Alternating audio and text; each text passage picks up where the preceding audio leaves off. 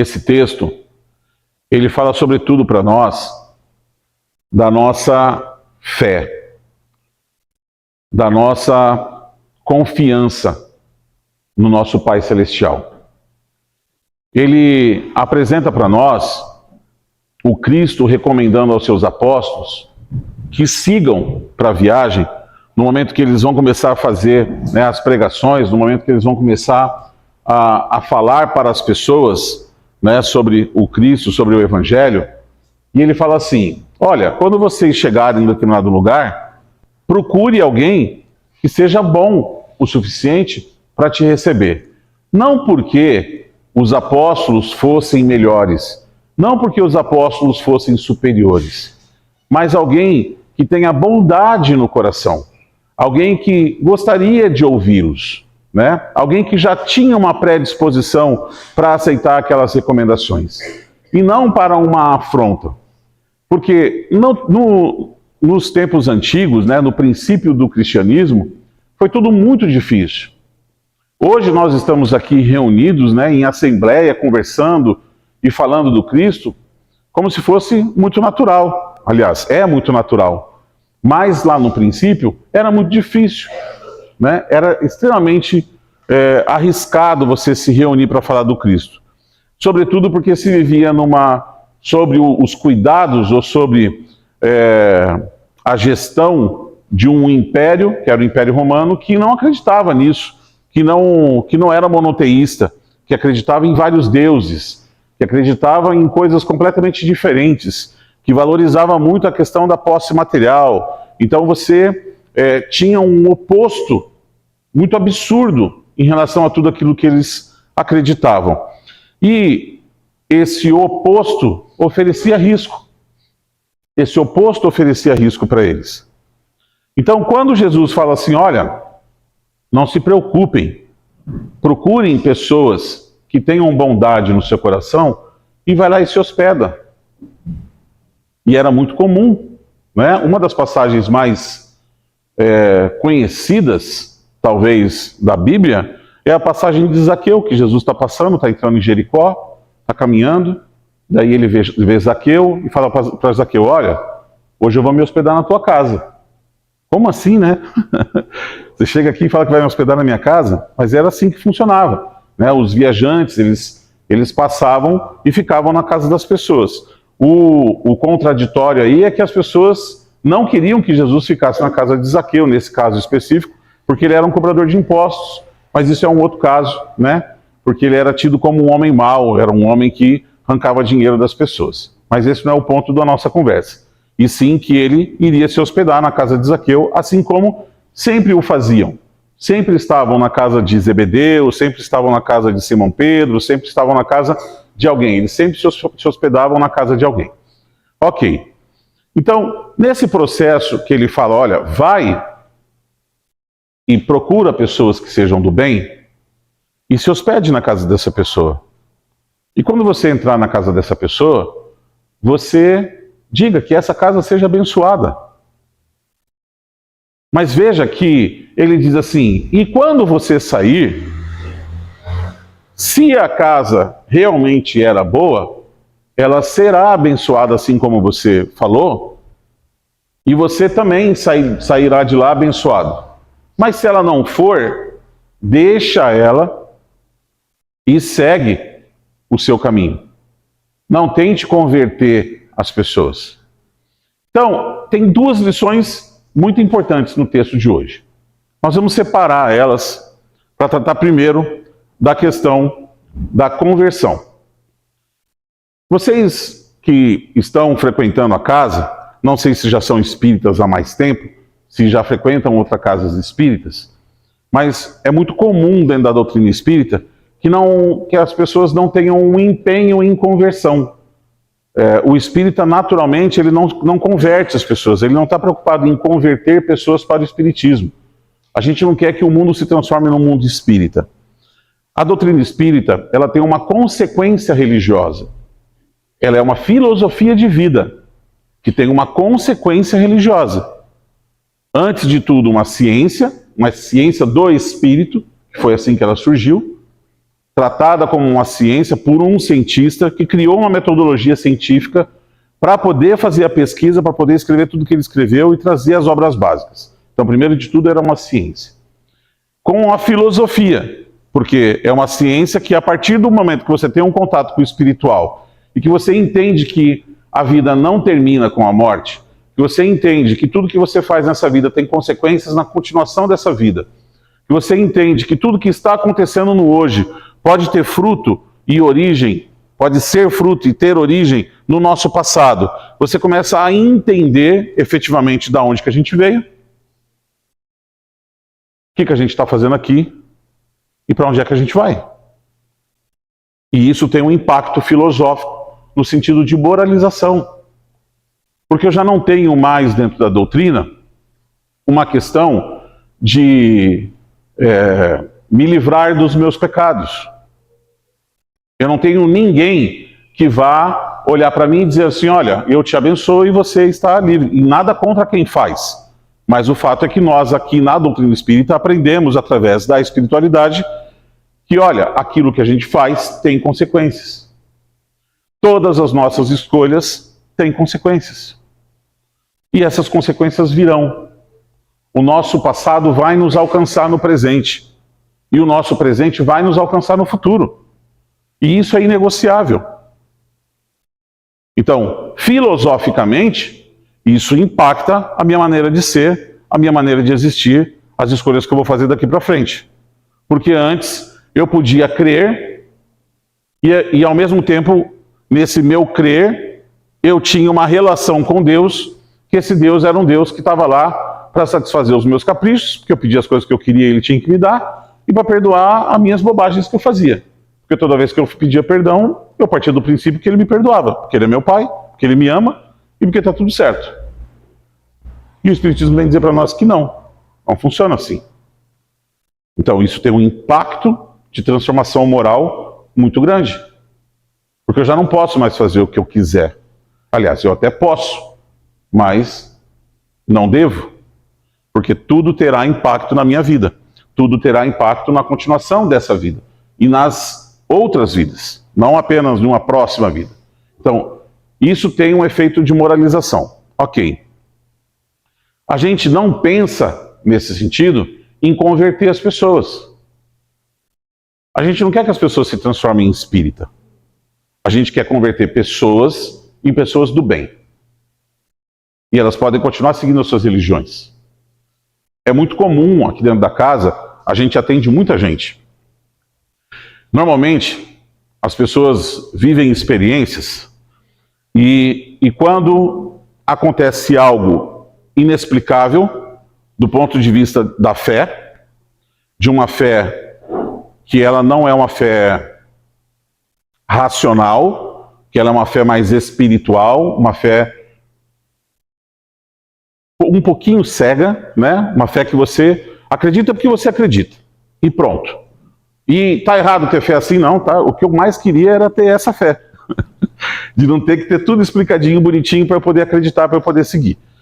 Então, a partir do momento que você, dentro dessa fé, você se depara com alguma situação na tua vida que aquilo não tem explicação, olha, se Deus é meu pai, se Ele me ama e Ele está permitindo que eu viva isso, eu preciso entender por que eu estou vivendo isso. E aonde eu estou, eu não estou encontrando explicação para isso que eu estou vivendo. Então eu vou buscar isso. Isso acontece muito dentro da casa espírita. Então a gente recebe muita gente nos nossos atendimentos de quarta-feira, nos envolvimentos espirituais, a pessoa começa a ver coisas em casa e não tem explicação, e dependendo de onde vai buscar a explicação, tudo é demônio. Então a pessoa começa a querer entender isso. E aí quando a pessoa chega aqui para entender, a gente explica, a gente trata, a gente conversa, a gente faz todo o encaminhamento, mas a pessoa sente aquele quentinho no coração dela, lá onde ela estava. Tem problema? Nenhum. Você está bem? Estou bem. Você entendeu como é que funciona? Entendi. É lá que você se sente o quentinho no coração? É. Fica lá. Não tem problema nenhum. Está tudo certo. Então não tem essa essa questão de querer trazer, né? Por exemplo, a mediunidade. Nós temos no grupo de terça-feira, nós temos a escola de médiuns na terça e temos a escola de médiuns no domingo. Terça-feira às 19 horas, às 20 horas e no domingo às 17 horas. Na terça-feira nós temos aproximadamente 200 pessoas em desenvolvimento, aprendendo a trabalhar a mediunidade. E no domingo agora tinha umas 60 pessoas, mais ou menos isso, né? Umas 60 pessoas, ok? Ok. Na terça-feira, nós temos várias pessoas que são, por exemplo, da igreja evangélica e que estão na terça-feira frequentando com a gente, aprendendo sobre mediunidade, entendendo como é que funciona, que relação que é essa com o espiritual, para poder ficar bem, para poder se equilibrar, para poder lidar com essa mediunidade, porque aqui a gente ensina isso. E essas pessoas continuam frequentando a sua igreja. E está tudo certo. Para nós não tem problema nenhum. Talvez para a igreja dela tenha problema, mas para nós não tem. Então, não existe essa premissa da conversão. Por que eu estou batendo tanto nisso? Porque às vezes você vai sentar, é muito comum o recém-espírita, o espírita que está chegando, e ele começa a ter explicações, sobretudo se ele é uma pessoa entusiasmada, que vai estudar, porque aqui a gente pode bater um papo e pode explicar algumas coisas, mas a gente vai entender vigorosamente aquilo que a doutrina explica para nós, se a gente mergulhar naquela paradinha lá, ó. Tá vendo aquela prateleira lá cheia de livro?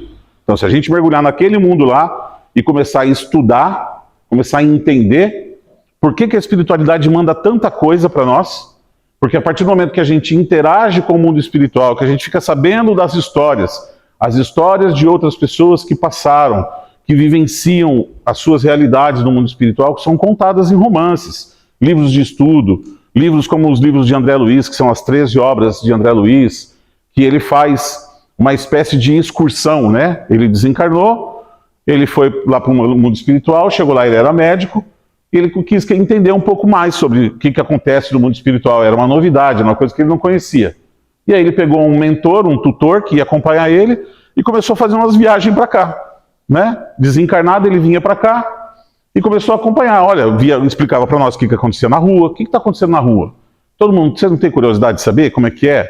Né? O que acontece na rua aqui no mundo físico? É para cá que ele vem. E ele faz essas excursões e vai explicando. Ele visita um centro espírita, né? Tem um dos livros é o que acontece dentro de uma casa espírita. E ele visitando. Então, tem várias obras que vão explicando essas coisas para nós. Conforme a gente vai mergulhando e vai aprendendo, a gente vai conhecendo mais sobre esse mundo espiritual, sobre os impactos que a gente tem no mundo espiritual, sobre os impactos que o mundo espiritual tem na gente. E aí a gente vai aprender a lidar melhor com isso. E estudando tudo isso, isso vai borbulhar dentro de você, recém-espírita, né? O espírita que está chegando agora, que está entusiasmado, e aí às vezes você vai começar a estabelecer uma conversa, você vai estabelecer um diálogo com alguém, e aí você vai conversar com a pessoa fala assim, mas você é o quê? Eu sou espírita. Aí você, eu sou de tal religião. Beleza. Mas você acredita em reencarnação? É a primeira coisa que fala. Mas você acredita em reencarnação? Parece que o senhor sabe falar isso. A pessoa fala outra coisa, fala reencarnação. Não, mas não sei o que é Jesus, reencarnação. Não sei o que lá, reencarnação. Gente, é muito mais do que isso.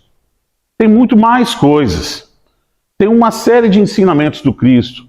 Tem uma série de interpretações daquilo que a gente deve ser, como deve fazer, os impactos de transformação moral que a gente tem para fazer. A discussão da reencarnação, estar ou não na Bíblia, de ser uma coisa antiga ou não, tem textos, tem livros, eu fiz uma série, inclusive, falando só disso, sobre a reencarnação presente em todas as outras religiões, presentes inclusive dentro do judaísmo, que é a base da Bíblia. A Bíblia é uma Bíblia judaico-cristã, né? E o judaísmo acredita na reencarnação. Então tem uma série de coisas, mas se você for ficar pegando nisso, você fica tentando convencer a pessoa, converter a pessoa que não acredita no que você acredita, e você está gastando seu tempo. Você tem que falar para quem? Tem que falar para quem tem afinidade. Por quê? Porque, gente, se eu estou conversando com o Marcelo, está lá na minha frente, e o Marcelo está feliz onde ele está, eu sempre brinco de dizer assim, a religião tem que fazer bem para a gente. A religião, ela é um remédio, e cada religião é um remédio diferente, para uma dor diferente. Então, nós precisamos de remédios diferentes para dores diferentes. A minha dor está sendo curada aqui. A dor do outro pode estar sendo curada lá. E não tem nada de errado. Está tudo certo. Eu não tenho que achar que a dor do Marcelo, que eu não sei qual é, tem que ser tratada e curada aqui. Porque só aqui é que tem o tratamento daquela dor. Não. Está tudo certo. O Marcelo continua tratando lá. Está feliz? Está. Está se transformando em alguém melhor? Tá. E eu? Também. Então está tudo certo.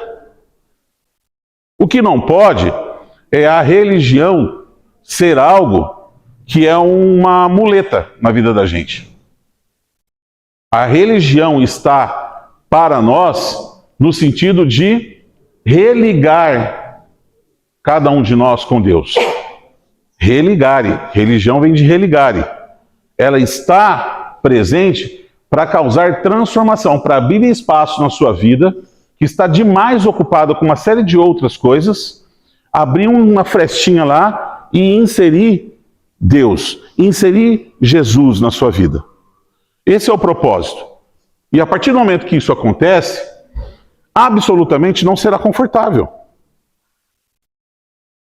Se você está numa religião, se você está aqui na casa espírita e está gostosinho, tranquilinho, numa nice, eu não estou prestando atenção em alguma coisa. Porque tem que estar desconfortável. Tem que estar me provocando. Tudo bem, me acalma, me deixa em paz, me deixa um monte de coisa, mas eu volto para casa com aquele cutucãozinho, com aquele desconfortozinho, aquela pulga atrás da orelha dizendo: puxa, aquilo que eu ouvi hoje foi para mim. Eu preciso mudar meu jeito de ser. Eu preciso mudar meu jeito de responder. Eu preciso mudar a minha forma de fazer tal coisa, de reagir diante das coisas. Eu preciso ser provocado a ser alguém melhor. E a religião, ela está presente na nossa vida para isso. Porque se era para continuar sendo quem a gente é, não precisava do Cristo ter vindo aqui. Ele veio há 2000 e poucos anos atrás trazer o Evangelho para transformar a gente. E essa verdade que ele traz para nós, quando ele fala: eu sou o caminho, a verdade e a vida, e ninguém vai ao Pai senão por mim, essa verdade que ele vem trazer para nós não estava presa a uma religião, a outra, aos nossos irmãos católicos, espíritas, umbandistas, evangélicos. Não estava. Ele veio trazer uma reformulação, que é o seu Evangelho, que é um código de conduta, moral, ética. Amar ao próximo como a si mesmo. Absolutamente não fazer para o outro aquilo que você não gostaria que o outro fizesse para você. Parece muito simples. Gente, é simples demais. Falei para falar. Para viver, meu Deus. O dia que a gente conseguir fazer isso, a gente não precisa mais de código penal, código trabalhista, código não sei do que. Não precisa de mais nada disso. Não precisa mais de juiz, não precisa mais de advogado, não precisa mais nada disso. O dia que a gente aprender a amar o próximo como a si mesmo, acabou. Está resolvido. Então não é tão simples. E não deve ser tão simples a minha presença aqui dentro. Ou da onde for. Tem que estar provocando em mim a transformação que eu preciso. Agora, aquilo que é uma verdade na minha vida, será que é uma verdade na vida do meu irmão? Que eu tenho que converter ele para cá? Não. Primeiro, eu tenho que perguntar para ele, que o texto fala para nós. Como é que você está? Está tudo bem? Daqui a pouco você vai começar a puxar um assunto sobre Jesus com a pessoa fala assim: nossa, que chato. Esse cara vem falar de Jesus. Não, mas eu tenho que conquistar essa alma. Ela será conquistada. Fique tranquilo. Deus deu a eternidade. Nós não acabamos. Múltiplas existências naquilo que nós acreditamos. Nós podemos voltar muitas e muitas vezes. Todos nós seremos convencidos. Ou pelo amor, ou porque a minha pressa de querer converter a pessoa, de querer trazer, porque ela tem que engolir, porque o que eu estou falando vai salvar ela. Às vezes não vai, porque ela não está pronta para aquilo. Agora, dentro das pessoas que estão reunidas no mesmo propósito, dentro das mesmas pessoas que acreditam naquilo que nós acreditamos, nós temos que ter uma ação. Aí sim, de fazer o bem, de se reunir e de fazer o bem. De estender a mão para as pessoas que vierem buscar. Tem gente entrando por esse portão todo dia. Nós sempre falamos, nós precisamos de mais e mais e mais trabalhadores. Acredite, nunca será o suficiente. Nunca será o suficiente. Nós começamos essa casa, nós tínhamos 20 pessoas. Nós temos hoje um grupo de quase 300 médiuns na casa. Não é o suficiente. Não é suficiente. E o dia que a gente tiver 500, a casa vai estar maior, vai ter mais gente, vai ter mais grupo, vai ter mais trabalho, vai ter mais atendimento. De novo. Porque a dor que existe lá fora é muito grande. Não dá para perder tempo tentando convencer as pessoas daquilo que você acredita. Você tem que se reunir com as pessoas que acreditam no mesmo propósito e atuar em prol das pessoas que são mais necessitadas. Fazer o bem, arregaçar as mangas. A Madre Teresa dizia, né? As mãos que fazem são mais santas do que as bocas que oram. Estou só orando, orando, orando, orando, orando e o fazendo. E a mão na massa. Amar ao próximo é sair da sua zona de conforto e ir fazer para o próximo. E não precisa passar por aqui. Pode ser você na sua família, num domingo à tarde, está chovendo, tem um monte de gente embaixo de marquise. Será que esse povo está com fome? Será que esse povo quer tomar um chá quente? Será que esse povo quer comer um negocinho? Vou fazer, vou sair, vou entregar. E ninguém precisa saber. A única pessoa que precisa saber é a pessoa que recebeu. Fazer, atitude, ação. Ok? O outro ponto que a lição traz para nós é a questão da fé. Não se preocupem com acumular o ouro e a prata. Não se preocupem que as coisas vão faltar. E aí ele fala assim. Ele diz assim, ó. Inclusive, está em negrito aqui, depois vocês vão passar aqui, ó. Ele fala assim, não se preparem com mantimentos, tal, tal, tal. Daí ele fala assim, ó, em negrito aqui. Aquele que trabalha merece ser alimentado. Está em destaque. Aquele que trabalha merece ser alimentado. Nós conhecemos, dentro da doutrina, a espiritualidade apresenta para nós um Deus um pouquinho diferente. Primeiro, que nós não temos Deus numa personificação humana. É lúdico. Tem gente que gosta de acreditar assim. E está tudo certo. Mas a espiritualidade explica para nós que Deus é nada menos do que a inteligência que rege o universo. Isso é Deus. Deus é a inteligência que rege o universo. Mas, Ricardo, então quer dizer que na doutrina não tem um senhorzinho velho lá me esperando? Sentado em cima das nuvens? Estou falando brincando aqui, mas a resposta é não. Porque nós não temos tempo para ficar lá. Nós imaginamos que nós vamos para algum lugar e que nós ficaremos lá. Nós não ficaremos. Nós estamos em evolução. Nós ficaremos lá, nós voltaremos para cá, nós vamos ter muitas e muitas, muitas experiências nos desenvolvendo a nossa moralidade, desenvolvendo a nossa inteligência. Então, vem explicar para nós esse Deus que é a inteligência que rege o universo. E ele explica para nós duas características que são muito fortes em Deus. A primeira delas, que Deus é amor. Ele ama cada um dos seus filhos, cada uma das suas criações de forma incondicional. Mas Porém, tem um porém, Deus é justiça. Então, por mais que Ele me ame, se eu fiz um plantio errado, por mais que eu não tenha consciência num presente de que eu fiz esse plantio errado, se eu fiz um plantio errado, eu vou ter que colher. O plantio é livre e a colheita obrigatória. Então ele apresenta para nós um Deus de mérito. Um Deus de merecimento. E é isso que o texto vem dizer para nós aqui. Aquele que trabalha não precisa se preocupar, porque merece o alimento. Merece receber aquilo, o fruto do seu trabalho. Aliás, todos nós merecemos receber tudo que é fruto das nossas atitudes. Agora, quais são as nossas atitudes e quais são os frutos dela? Quais são os frutos das nossas atitudes? Qual é o fruto do nosso trabalho? O meu trabalho pode ser um trabalho do mal.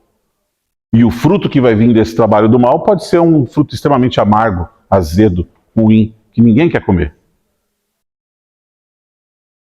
Porque acreditem, né, o Evangelho, inclusive, segundo o Espiritismo, fala para nós, as pessoas que cometem crimes, as pessoas que fazem maldade, elas fazem, mas elas não têm a expectativa de passar por aquela maldade que elas estão fazendo. Ninguém tem. Mesmo que a pessoa esteja fazendo algo muito ruim, por falta de capacidade de entendimento, por uma questão evolutiva, por uma questão de aprendizado, de contexto de vida, de cenário, de criação, de religião, de tudo aquilo que envolve cada uma das nossas personalidades. Porque nós somos construídos e transformados através de tudo aquilo que a gente vivenciou. E inclusive trazendo do nosso passado tudo aquilo que a gente tem de tendência, tudo aquilo que a gente aprendeu em outra vida, que se faz presente, está aqui, dentro do Ricardo e está aí dentro de cada um de vocês. Ok? Tudo isso constrói quem eu sou no agora. Mas eu ainda sou um ser que estou em construção. Eu não estou pronto. Aliás, nunca estarei. Eu estou num processo. Então quando as pessoas falam assim, mas é porque eu sou assim. Não é não. Sinto muito te dizer. Você está, mas precisará ser transformado. Precisará ser lapidado.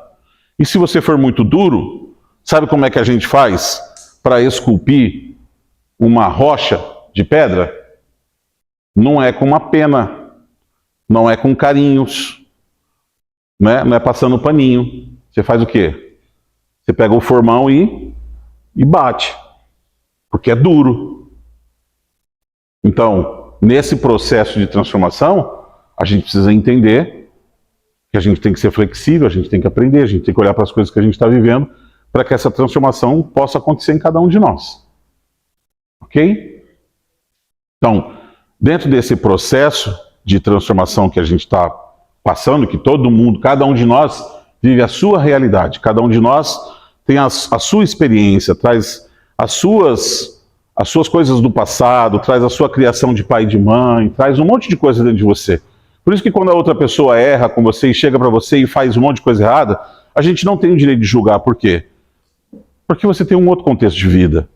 Você viveu outras coisas, foram outras coisas que te trouxeram até aqui. Se você tivesse passado pelas coisas que a pessoa passou, pelo criminoso, pelo cara que está fazendo a coisa errada, será que você estava fazendo? O que será? Será que você estava fazendo igual ele ou será que você estava fazendo pior? Ou você estava fazendo melhor? Então não dá para... Agora, esse cara que está fazendo mal, ele não tem expectativa de receber o mal. Que foi o que eu disse. Ninguém quer fazer o mal. Ninguém quer receber o mal. Às vezes o cara está fazendo por um contexto de vida, por uma situação toda que trouxe ele até aquela situação. Ok? Precisa ser corrigido, precisa ser penalizado, precisa passar por tudo aquilo que a lei já prevê e tudo mais. Tudo certo, é isso aí mesmo, tem que passar. Ok? Mas ninguém quer o mal para si. E por que a gente vive de forma tão desavisada? Ele está dizendo para nós que a gente não precisa se preocupar. Ele está falando para nós que a gente precisa fazer, que a gente precisa trabalhar, que a gente precisa ter mérito. E todos nós temos. Agora, qual é o teu mérito? Essa é a pergunta. O que eu estou fazendo? Qual mérito eu tenho? Porque, gente, eu volto para uma questão que eu já falei algumas vezes aqui na segunda-feira, e é uma citação emblemática, uma situação que é forte, que é o seguinte: nós vivemos nesse mundo como se nós fôssemos daqui. A gente vive aqui nessa terra como se a gente fosse ficar aqui para sempre. Fala um que ficou. Puxa aí pela cabeça. Fala um que ficou. Não tem, né? Será que eu vou ser o primeiro? Não vou, né? Então como eu posso gastar toda a energia da minha vida me preparando para ficar, sendo que eu vou embora? E não gasto nada de energia da minha vida me preparando para ir embora, sendo que eu não vou ficar. Isso parece racional para nós?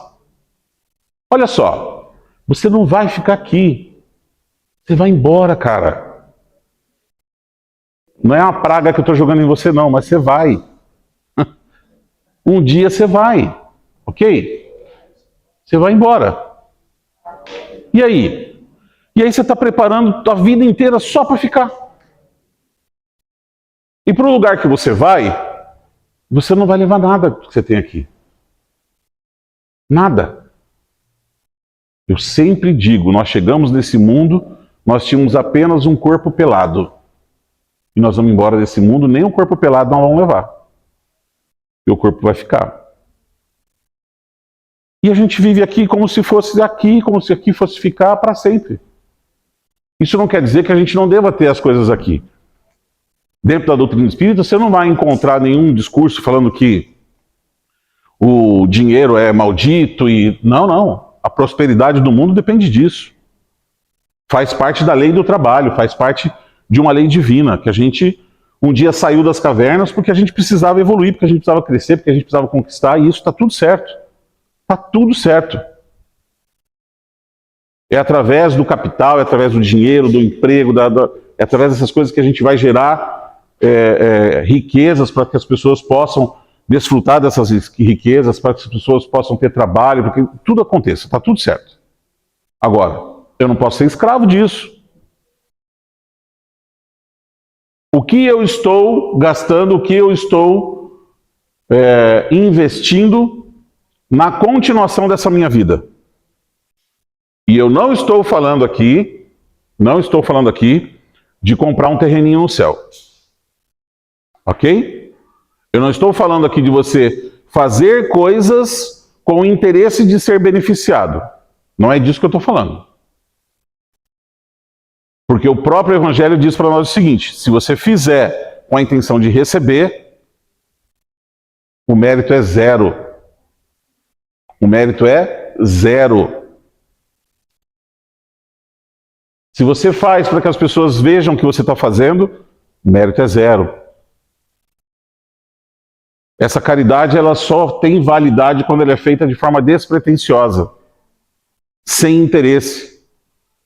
Principalmente quando feita por alguém que não tem a capacidade de te retribuir.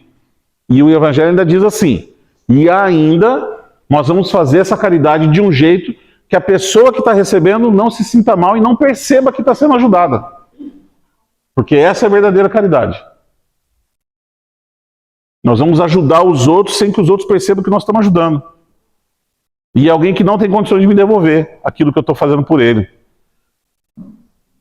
E que eu não vou fazer aquela frase: puxa vida, mas nem me agradeceu.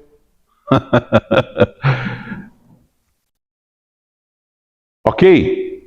Então, eu preciso atuar, eu preciso agir em prol dessa vida que continua depois dessa vida. E o Cristo diz para nós assim: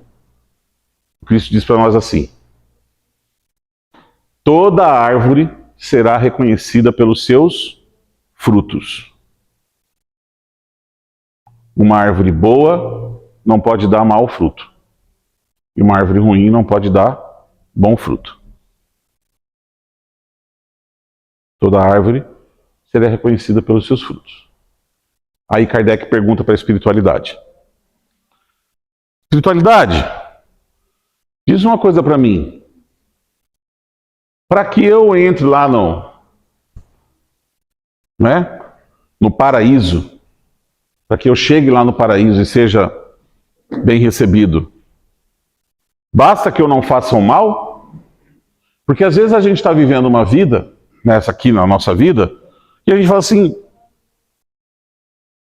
não matei ninguém, não roubei ninguém, não agredi as pessoas, faço meu trabalhinho, tá tudo certo, volto para casa, tenho minhas coisinhas, tá tudo certo. Não estou fazendo mal para ninguém. Isso é mérito? Não, isso é uma condição de evolução da média da população. Nós caminhamos, nosso planeta hoje, ele caminha nessa direção. Então eu não estou fazendo nada diferente do que os outros fazem. Vocês não veem a maioria da raça humana se agredindo, se matando e fazendo. Não, você vê isso ainda no nosso planeta, mas não é o comportamento social da maioria. Então, quando eu estou fazendo isso, eu não estou fazendo nada demais, estou fazendo o que todo mundo faz. Por isso a espiritualidade responde da seguinte forma, quando ele pergunta, basta que eu não faça o mal para que eu entre no reino dos céus? A espiritualidade responde, não. É preciso que você faça o bem, pois todo mal que surja do bem que você deixou de fazer é tua responsabilidade. Vou responder de novo. Não é só não fazer o mal. É preciso fazer o bem, pois todo mal que surja de um bem que eu deixei de fazer é minha responsabilidade.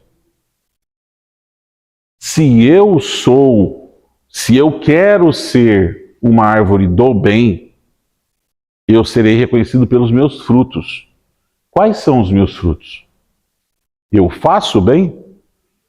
Não, eu sou uma árvore do bem porque eu não faço o mal. Não, você não é uma árvore do bem. Você é uma árvore como uma figueira seca. Lembra da figueira? Que Jesus estava passando com os apóstolos e ele chegou embaixo da figueira e a figueira não tinha frutos? E ele falou, essa figueira vai ser amaldiçoada e jogada ao fogo do inferno. Por quê? Porque ela não dá frutos. O que ele está dizendo para nós? Olha, somos todos árvores. Precisamos dar os nossos frutos. Quais são os nossos frutos?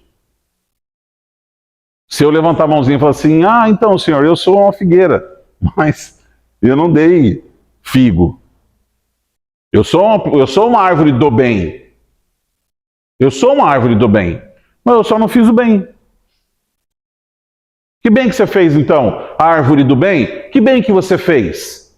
Então, é que na verdade eu estava esperando a hora certa, porque eu estava trabalhando muito, estava juntando dinheiro, daí eu ia envelhecer, daí quando eu estivesse um pouquinho mais velho, mais perto da morte, eu fazia uma firulinha lá, daí chegava aqui e estava top.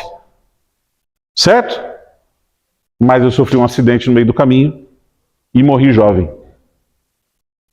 Estava tudo planejado. Só as coisas não saíram como eu imaginava.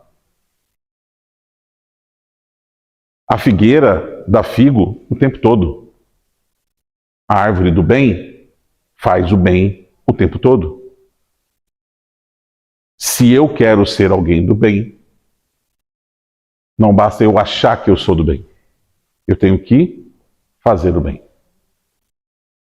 E quando ele está falando de mérito, quando ele está falando aquele que trabalha não precisa se preocupar porque ele será alimentado, é disso que ele está falando.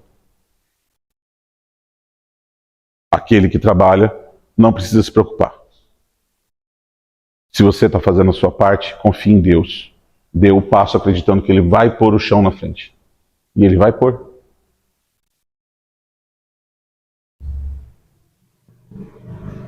Essa fé, ela é uma fé construída, ela é uma fé raciocinada, é uma fé entendendo como as coisas funcionam para me beneficiar ou para me penalizar. E não é porque está me penalizando que deixa de ser fé. A doutrina espírita, para fechar, apresenta para nós uma palavra que durante muito tempo eu busquei o significado dela e eu vi uma explicação do nosso querido Divaldo, né? Que foi a melhor explicação. Ele diz assim, o que é resignação? Resignação. Todos nós vamos passar por dor. De novo, eu não estou rogando praga. Todos nós vamos passar por dor. Tem uma coisa que vai conviver com vocês em alguns momentos da vida de vocês, é a dor. Isso vai acontecer. Nós estamos num mundo que tem dificuldade. Nós passaremos pela dor. É inegociável. Só que se você olhar daqui para trás, para a sua vida, por mais velho ou mais novo que você seja, quantos momentos de alegria você teve? E quantos momentos de tristeza você teve? Você teve muito mais momentos de alegria. Só que você estava distraído demais para prestar atenção neles. E você teve alguns momentos de tristeza, que foram difíceis, que foram profundos, mas são alguns. E que foram superados. Quando você olha os mais difíceis que já ficaram lá para trás no passado, eles já não doem mais tanto quanto doíam na época. Isso vai acontecer muitas vezes na nossa vida. Isso vai acontecer muitas vezes. Ok? Então, quando nós olhamos para todas as oportunidades que a gente tem, quando a gente olha para o mérito de poder construir as coisas, quando a gente olha para tudo que Deus vai oferecer para a gente, e a gente às vezes tromba na parede chamada dor, vem essa palavrinha chamada resignação, que o Divaldo explicou assim. Resignação não é aceitação. Ninguém vai aceitar andar com o espinho enfiado na sola do pé e continuar caminhando. Você vai querer tirar o espinho de lá. Ele está te incomodando, ele está te machucando. Está doendo. Só que a resignação não é aceitar. Resignação é você entender que aquela dor é necessária ao ponto que, se você pudesse mudar isso, você não mudaria.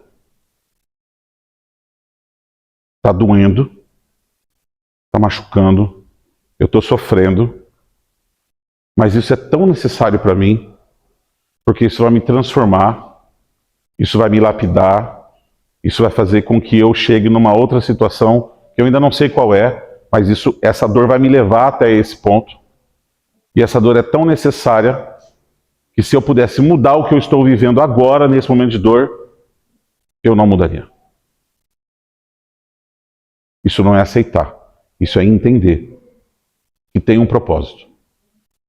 E se Deus, que é o teu Pai, que te ama incondicionalmente, está permitindo que você viva isso, é porque isso é mais importante do que o conforto que você poderia estar vivendo. Isso pode te transformar. Então, quando a gente estiver passando por dores, a gente precisa olhar ela nos olhos e entender o que a gente precisa aprender com aquilo. Essa forma de lidar, de trabalhar, de se dedicar, de fazer para as coisas de Deus, vai te dar essa condição. Porque os trabalhadores de Jesus não são poupados. Se você pegar todos, não tem nenhum que foi poupado de dor, nenhum que foi poupado de dificuldade financeira, dificuldade amorosa, não precisa ser todas juntas ao mesmo tempo, né? Mas uma ou outra. Todo mundo passa por coisas e vai continuar passando. Só que o detalhe é que, se você estiver com Jesus, se ele for um brother teu, que estiver do teu lado, um parceiro de vida, você vai passar pelo que tiver que passar. E vai passar. Aí está o mérito de ter escolhido trabalhar, de ter escolhido se dedicar para as coisas de Deus. Esse mérito vai acalmar o seu coração. Esse mérito vai abraçar a sua alma, para te ajudar a fazer passar por aquele pedacinho de tempo em que a dor está batendo na tua porta. Logo ela passa e você volta a viver a sua alegria, as suas coisas como você vivia antes. Amém?